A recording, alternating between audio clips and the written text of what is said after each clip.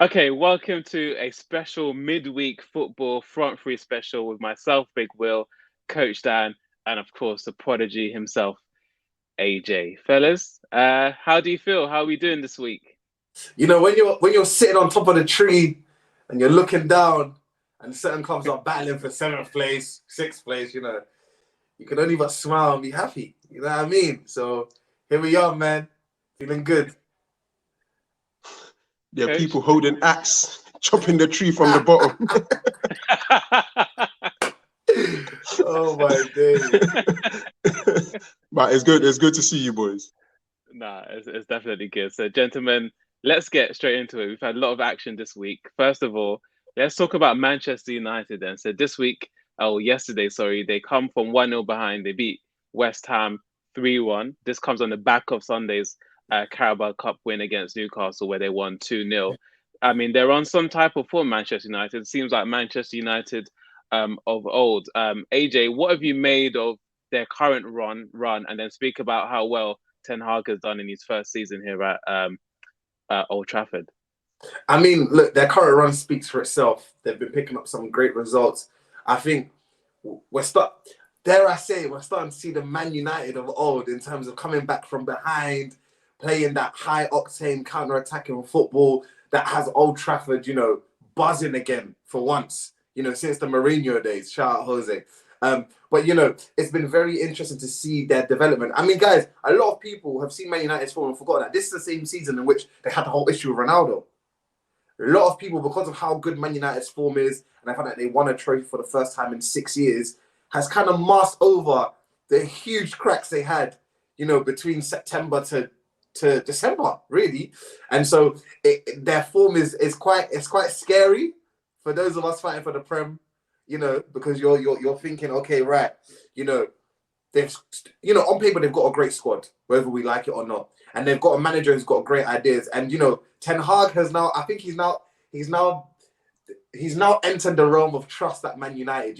Having dinner with Sir Alex the night before the Newcastle game, being given insight and stuff like that, and Sir Alex is backing him as well. So it's like he's got the co-sign from Sir Alex because of what they're doing on the pitch, and he's transformed the likes of Rashford into a goal scoring machine this season, who's having arguably his best season since he's, laced up his boots in professional football. Jadon Sanchez also come back looking on fire. He's now tweaked the positions a bit where Weghorst drops deeper, Rashford comes central, Bruno's playing from the right where he can influence it, or from the left where he can influence it. So it's cooking. It's cooking at United right now. And you can see that by their fan base and how excited they are. If they go on to win the FA Cup, that's 2 trophies for United in 6 years. And I would class that as a very successful season. And of course, if they get Champions League. So right now, things are bubbling nicely. But on the side of caution, someone said to me yesterday, and I was like, wow, okay. They said, right now, every team United play are playing into their hands because every game is like a basketball match, which is what United want because they've got the pace and the quality on the counter. But what happens when teams sit in and play like they do against Arsenal and City and they play the low block? How will United deal with that? So that'll be very interesting to see with the teams that they're coming up to play in the next couple of weeks, if teams decide to sit in and see if United can break them down. And then we'll see how creative and what guile United have. But so far, they're cooking nicely. Yeah, Coach, what or how different, or can you explain to those people at home how different is this Ten Hag team to Ole Gunnar Solskjaer's Manchester United of last year, and of course the time that he was at Manchester United? What difference can you see in terms of his imprint on this Manchester United team? It's a weird one because they say nice guys finish last, right? It's If you look true, at yeah. these two individuals, in if you look at Ole, he cuts the figure of a nice guy. I think you would all agree. Yeah. I don't think Ten Hag himself looks like a bad guy either. I think he's a nice fellow. I just think he has more of a command in the changing room. We can't talk about United's form without touching on Ronaldo. Unfortunately, I think we can't do that. You contrast where they were 2 months ago when the video dropped out, when Ronaldo's put the video out before the World Cup, right? And there was this whole backlash and mayhem as to why would he do this and everything like that. And I think overall, people did think they were going to do better without him. but I don't imagine people envisage them doing this good. Yeah. And that is what really surprised a lot of teams, in that they're more of a team now. That's the key word, right? They are a team. When Solskjaer was here, he had people like Ronaldo, then the other manager come in, or a sporting director. I don't know what to call that individual, but you know, it was a bit, completely it was a bit forgotten man confused. now, isn't it? Completely forgotten, hasn't he? I'm telling you. Exactly.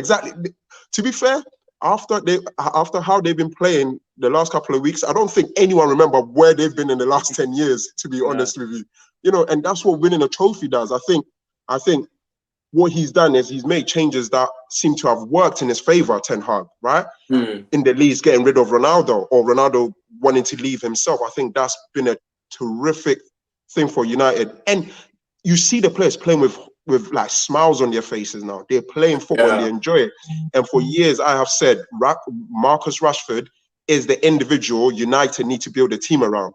And he seems to finally be filling that boot, you know, that the greats like Rooney did, or for years, Giggs was a marquee player for United, Ronaldo himself. And so it's great to see. I think it's still early to say they're back to the old days, but once you win a trophy, right? Even though it's a Carabao Cup, which people beginning of the season are making noise. Oh, who cares? Who cares? Until you win it, then everyone is jumping for the skies, you know? It buys you time. And I think the way they're winning games, how they're competing, is lovely to see. And Rashford just puts the icing on the top. Absolutely, then. So let's transition then to the title race in the Premier League at the moment. Is it a 3-horse race? Is it a 2-horse race? Is it a 1-horse race? Are Arsenal going to walk the title? Or have Arsenal been the luckiest team to be on top of the Premier League, according to some pundits? According to one pundit who has the craziest agenda, and I'd love to meet him one-on-one. Just sit down, boys, and let's talk about this, because he must have sat down and went through the scribes to find some of the stats he's bringing out, and it's ridiculous. But for me, I'd say it's a 3-horse race. I think, and the reason why I say that is United's momentum is now picking up, and we always talk about momentum in football, and they've just won a trophy. Confidence is high in the group, you know, in the Prem as well. They're in touching distance. Let's be honest. 5 points is a lot, yes, but 2 bad results, 2 good results for one team, and the whole landscape of the title chase changes. Of course, I'd still say the favourites are City because of their history, their know-how, and the sheer quality and ability of their squad, and how they can just change the team with what they have on the bench. But saying that, you know, we can't count on Man United, but just because of the momentum they're riding with, and of course Arsenal with a great result last night as well. So it's shaping up to be a very tantalising end to the season. But we can't count Man United out at this point. I think you'd be very silly to. Coach, after the loss against Everton, the draw against Brentford, and then the loss against Manchester City, I think as Arsenal fans and as media members who follow the Premier League, we all thought this was Arsenal's typical, almost but not quite crumble to the end of the finish line. Did you think after those set of results, Arsenal were just going to fall down the league? And how surprised have you been in terms of how well they've been able to bounce back from those disappointments? If I'm to start where you ended off, I think it's the last couple of games have been testament to go Leicester and win the way they did. And on Wednesday night, the way they beat Everton, guys, I think I was watching that. I think that confirmed to me Arsenal they're playing on a different level now. Thank you so much. Thank you. Everton didn't get a kick off the ball, guys, and it was just so crazy to watch. It looked like they had 10. Arsenal had 10 players, and Everton had, I don't know. Sorry, it looks like Arsenal had 20 players, and Everton had 10 players on the pitch. It's a sea of red everywhere, and with the fans, you know, behind them, the way they were playing, they looked untouchable. And it's a great testament to the bunch of players there, because, you know, it was a big missing out on top 4 last year. And they've picked themselves up really well. You know, it's funny, I was in a conversation with someone, and they said to me, Arsenal's not going to win the league. We were just having a discussion, and they said, they're not going to win the league because that's not how the world works. You don't finish outside the top 4. Then the following season, you go and win the league like Arsenal are doing. They've been phenomenal, absolutely phenomenal. So credit to them. Look, guys, I think in every season, there will be patches where results go against you, whether you're losing them or drawing them. The Everton game, when you have a new manager come in, you know, he breathes like new air or The new breath manager into these bounce. players. And so they feel, let's go out and fight. And it was just a one goal, you know? It's a typical Everton goal, right? Or From Sean a Dyche corner. goal. Yeah. and after Arsenal fall victim to it, I think you look at the game on Wednesday night, the approach was the same in that they want to dominate the football and just don't give Everton any silly free kicks that But they might score from. sorry, Coach, I thought that getting that first goal was crucial at the time that they did. Yeah, Because on if that you look ball, at the yes. pattern of the first half, it looked like it was going the same way that game at Goodison Park was going. But then it's testament to Saka and his ability and what he's done so far this season for Arsenal as well. Well, yeah, no, that's a brilliant point because you know, I was talking about how Arsenal, watching them yesterday, they've moved over to a different level.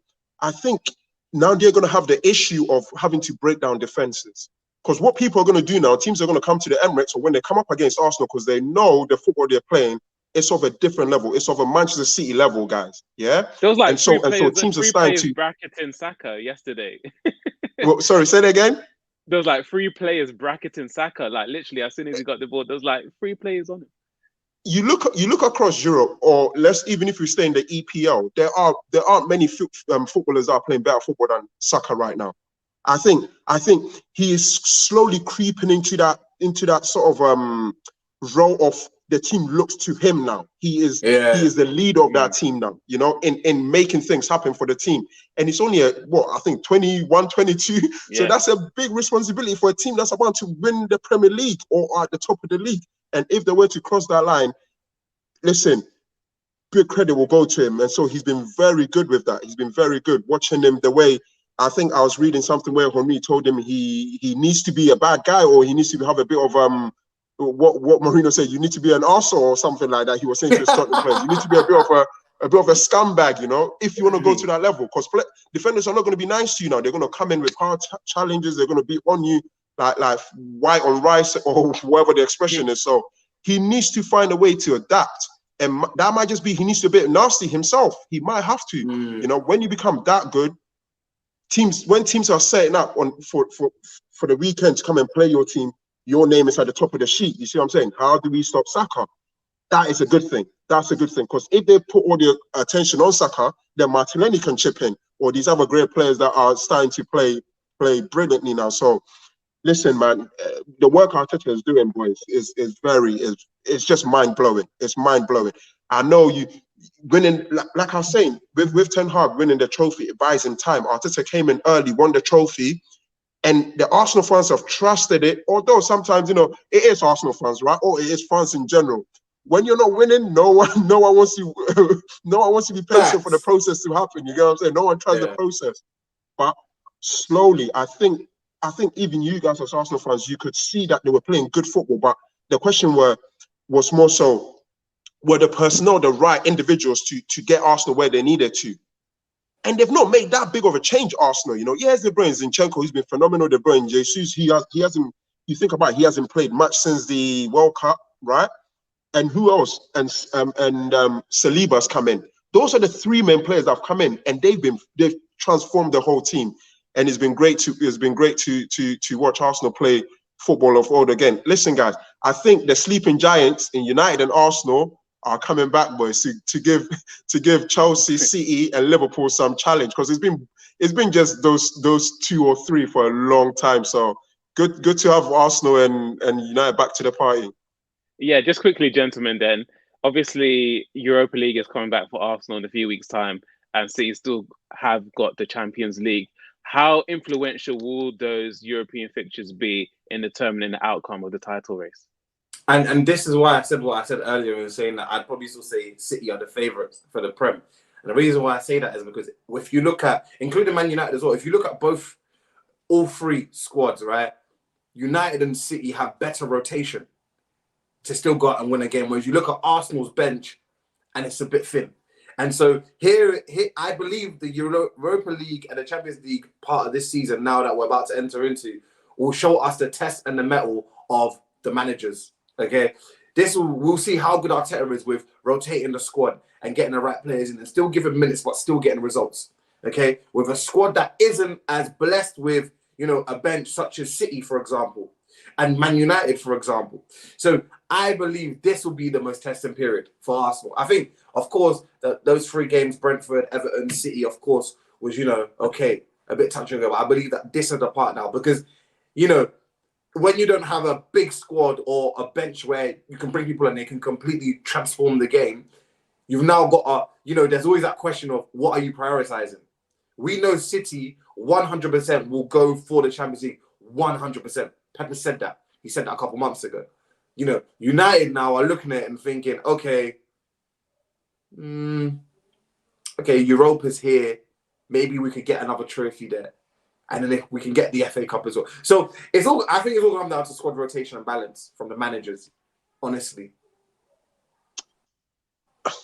You know, I think great teams, to be considered a great team that's going for titles, you need to thrive off sort of like the competitions you're in. And Arsenal's got the Europa League and the Premier League. City are in 3 competitions, right? In the FA Cup, they're in the Champions League, and of course the Premier League.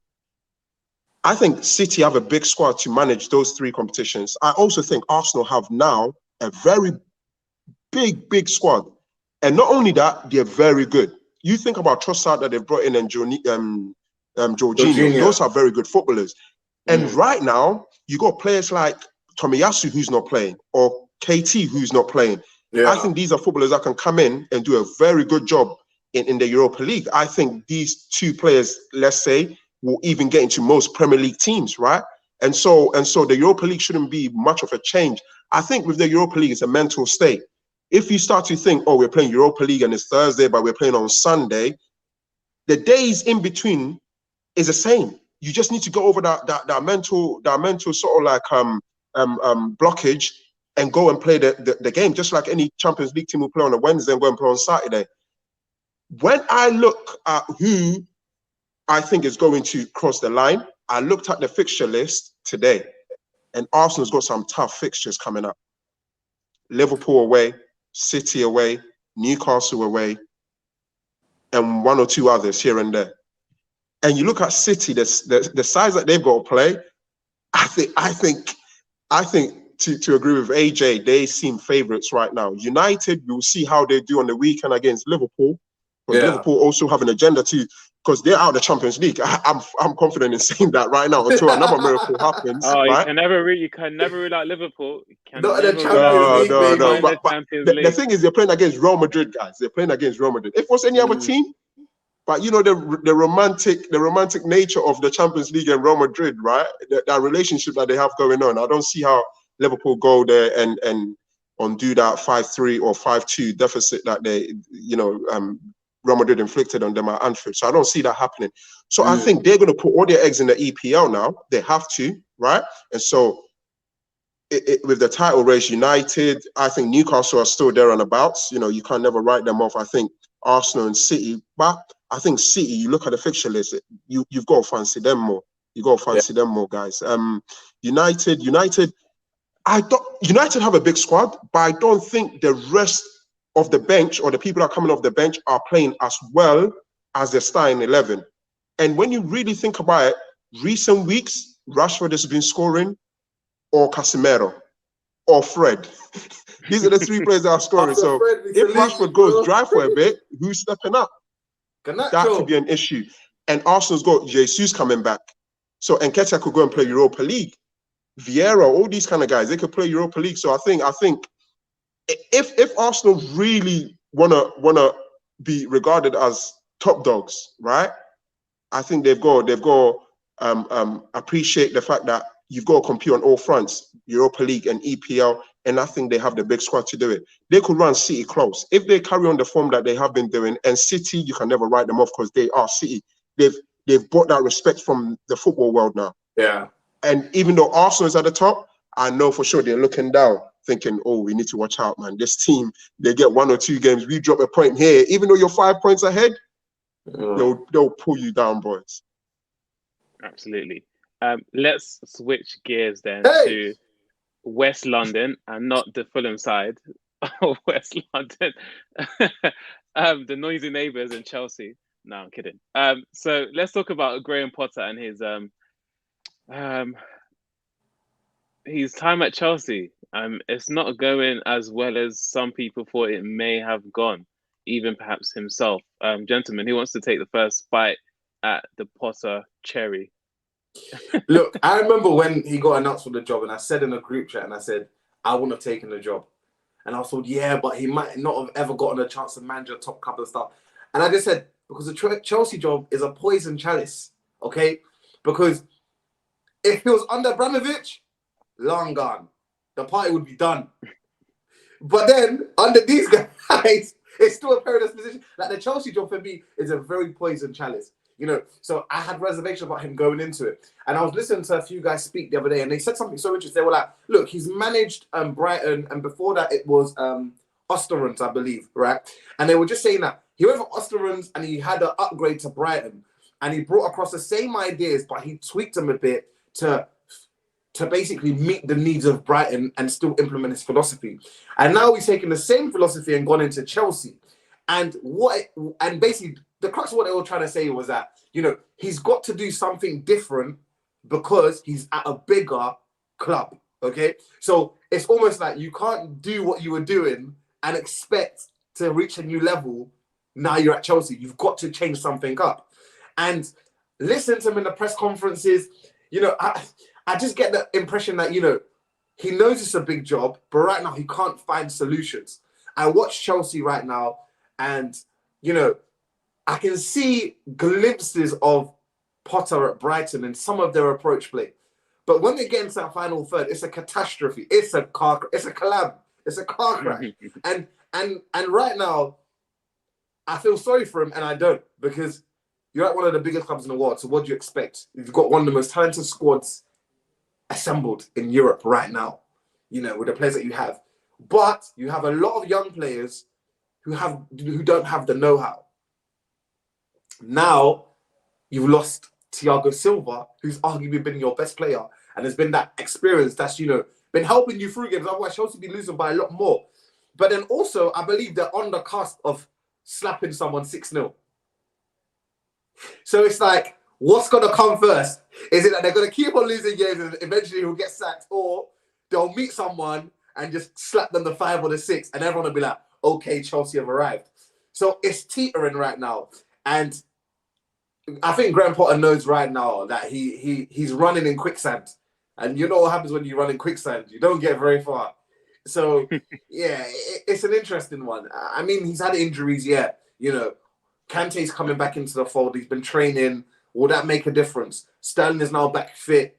You know, for me, I think it could be curtains for Potter if they don't win the next 3 games.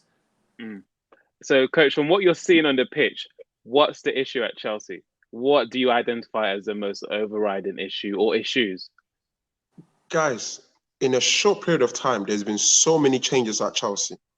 Yeah. There's been so many changes from the owners to staff members, right? Coaches, players. It's not surprising that they're going through this, guys, right? If you're changing players around, this could happen. When you add on top of that coaches, when you add on top of that managers, when you add on top of that backroom staff, when you add on top of that ownership, the chef, everything. Precisely, you can't be expecting more. I know. The issue right now is, although I say there's been loads of changes, Chelsea Football Club are still expected to function as Chelsea Football Club, 100%, which is competing against the big boys. They haven't been doing that of late. And it's unfortunate because I think Potter would eventually, if results carry on this way, will be made the scapegoat, because with all the money that they spend, they're not going to go knocking at Benfica. Listen, let me give you this guy back.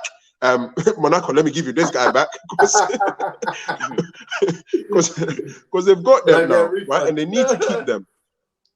The only thing that I will ask is this: if you let Tuchel go and you bring in Potter and you bring in all these players, were these Potter's players? And if they were not, that means there's no faith in him anyway, right? And they can't expect him to sort of play his football with Chelsea Football Club players that they've purchased, right? And if it is Potter's players, well, then why would you want to get rid of him and bring in another manager who might not fancy a lot of these players that they've brought in? So Chelsea, Coach, we both know the answer to they find themselves in a dilemma that they need to sort of like thread carefully in making decisions. I think they should stick with Potter because, you know, they're looking over at North London and they're thinking, "Ooh, I like what these guys in red are doing." You know, they've managed to dig themselves out of wherever that they found themselves in, finishing 8th 2 seasons running or whatever it was, and now sitting top of the Premier League, at the top of the Premier League. Like I say though, Arteta won a title early on in the season. That for sure ain't going to happen for Potter, right? Because right now, you're looking at Champions League. Are they even going to beat Dortmund? You can't say, because Dortmund are playing some pretty football now, and they're on top form, Dortmund. So coming to London, what was that? Is this the year for Dortmund finally? Yeah, it's a year that they get to the quarterfinal and get knocked out. I think sooner rather than later, Potter needs to start getting some points on the board. He needs to start getting some points on the board. It's unfortunate, guys, when you have all those changes. AJ, you were mentioning about, you know, they got some good sort of like combinations or build-up play, but then they get to the final third and it's just not happening. The final third, right? You have to be in sync with your teammates. Yeah. And these boys have come in January. You know, look at boys Zhao. he's starting. And so it's going to be difficult. They still need to gel, get to know each other. Even if João Felix is on top form and the rest are not on the same wavelength, it's just not going to happen. Yeah. And that's a problem he's finding himself right now. I think letting people like Jorginho go is a big mistake, because you can't explain to me how you let such an experienced player of Chelsea Football Club, the last few years he's played almost every game for Chelsea. I don't know how you let him go. And you bring in Ruben Loftus-Cheek, who I like as a footballer, but he's not been playing football of late. You brought him in, and he's starting next to a player that you brought in from the Portuguese league. Guys, there's just a few, you know. Chelsea are doing this to themselves. They're doing this to themselves. And do you know what they need? And they need a striker. Do you know what? This Chelsea team, everyone loved. Lukaku would thrive at this Chelsea team. They just need a target man. They need a striker who come in and just step in goals. Kai Havertz isn't a striker. Keeps on being played as a number 9. It's not working. It's not going to work. Hello, newsflash. Do you know what I mean? So I don't know. Something's got to change. But like I said, I think it's teetering. Either they keep on losing or they'll inflict a heavy punishment on someone, and then momentum. But I don't know. I feel sorry for Potter because I don't believe a lot of the signings were his signings. I'm going to be very honest with you. Because you've also got to think about it from the viewpoint of, let's say he was at Brighton, right? Would he know? Obviously, you have know how about certain players, but would Enzo, Mudryk, Madueke, all these guys you're looking at, you know, some of the guys that Chelsea signed were linked even before Potter got the job. So I believe a lot of the signings weren't even his. They weren't on his menu. Yeah, I mean, you look at the nature or the process in which they brought in these players. It was so like oh, someone's going after them, we want them. Someone's going after them, we want them, right? And and you look at the contract that they're putting these players on, they're looking to the future. If you're looking to the future, you've got to explain something to me, right? These new ownership. If you're looking to the future, you either bring in an experienced manager. When I say experienced, not someone that's been coaching at Brighton and Ostersound or whatever that team is called, right? You bring in someone who is going to get them past this season, right? And then maybe you bring in a manager with vibrant ideas for the future. But you brought in Potter. He sits in the middle of slightly experienced and also, you know, he has that sort of like newness to him in what he could achieve in the world of football. And so it's just a bit confusing as to what exactly they want to do. Because right now, if they go and sack him, then the questions will be coming again from why do you let Tuchel go anyway? Because there are not a lot of people lined up to come and take the job. Maybe Pochettino, if you're thinking about managers out there that can make a change with such a quick turnaround. Sam Allardyce. Oh, I don't know how Chelsea fans will take to Sam, Big Sam. Is he in the country, Big Sam? I think Chelsea's got to stick with him, boys. I think he will survive. I think sooner rather than later, like I was saying, not only does he need to win games, I think they're going to win games or start slowly building up what AJ's been saying about momentum with either a draw here, win here, and he should be fine. I think they should stick with him at the risk of possibly not making top 4. They have to be okay with that. Yeah, They're not making top 4. Tell you that for free. All right, gents, we've reached Fergie time on the Front Three podcast. We only got a few minutes left. So, any topic around world football, gentlemen, that you want to quickly touch on? Ronaldo winning Player of the Month in Saudi Arabia. The greatest. We don't even talk about that. The greatest is doing what the greatest does. Messi doing his bit at FIFA's World Cup presentation show, etc. AJ, start with you. Do you know what I want to talk about? Messi and Mbappe's link up. Obviously, Neymar's injured and that, but those two have just been linking up so beautifully. It's just been really great to watch. You know, the explosiveness of Mbappe, the guile, and then Messi's just incredible ability. Yeah, nonchalant. I've been enjoying watching them two. Osimhen and Kvaratskhelia, man, those two just enjoy watching Napoli. I must say. And Dortmund, could this be the year that Dortmund stop being bottle jobs and win this Bundesliga? Like, just take it home. Like, it's there. Do you know what I'm saying? So, I feel like football in Europe it's come along really nicely, man. Coach? I'm looking around Europe and it's none other but AJ's favorite, the good old Jose Mourinho. Oh. I don't need to talk about him. He's talking about himself just perfectly. It's so funny because I was reading this thing of this team, is it Cremonese? Yeah, I think in Italy, they had gone, I think, 28 games or 29 games unbeaten. I mean, without winning, and they break it by beating a Jose Mourinho team. Of all teams that you will beat, right, to break that duck, it's Jose Mourinho's. That is just crazy when you think about it. And him getting red cards, he just seems to be. He just seems to find himself like in the loop. This Jose Mourinho guy, man. Like the red card. You need to go and read what's been said about the red card. Okay, go and read about it, and you understand why. Regardless, I think he just coach, maybe time. You got 30 seconds, coach. Well, I mean, Mourinho's who I wanted to touch on, and congratulations to Ronaldo. He's having fun over in Saudi Arabia, and United are doing better without him. It's a win-win for everyone. Before Fergie time ends, I'd like to salute the Israeli in West London right now, pulling up trees for Fulham. Wow, this guy, good lad, very, very special, very, very special. I'm very excited to see what he does because now he's fit. It means that he's getting more game time, and I just like the way he plays. I like the dynamism. He cuts in and without, Perfect. Yeah, for sure. Maino Solomon coming in has really been a big help for Fulham Football Club. 100%. Great signing. All right, guys, that does it for our Front Three Midweek Football Special. Make sure you tune in again, same time next week with myself, Big Will, Coach Dan, and of course, the prodigy himself, AJ. Don't forget to subscribe to us on YouTube and follow us on Twitter, Instagram, and of course, TikTok. See you soon. That Solomon guy's so good.